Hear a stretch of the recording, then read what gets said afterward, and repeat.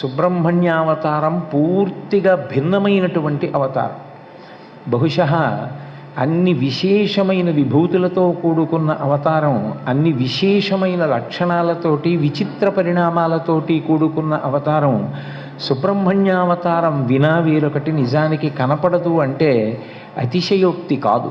ఒక్క సుబ్రహ్మణ్యేశ్వర స్వామి వారి అవతార సమయంలో ఎన్నో చిత్ర విచిత్రమైనటువంటి సందర్భాలు ఏర్పడ్డాయి. నిజానికి రాక్షసులన్న వాళ్ళు ప్రతి సందర్భంలోనూ ఉంటారు. ఈ సృష్టి ప్రారంభంలో భగవంతుడు ఎలా ఉన్నాడో రాక్షసులు కూడా అట్లాగే ఉన్నారు. అనాది అన్న మాట నిజానికి భగవంతుడికి ఒక్కడికే అన్వయం కాదు, రాక్షసులు కూడా అంతే. సృష్టి ఎప్పుడు ప్రారంభమైందో అప్పుడే మధుకైటభులు కూడా ఉన్నారు. బ్రహ్మగారు ఎప్పుడు పుట్టారో అప్పుడే మధుకైటభులు కూడా పుట్టారు.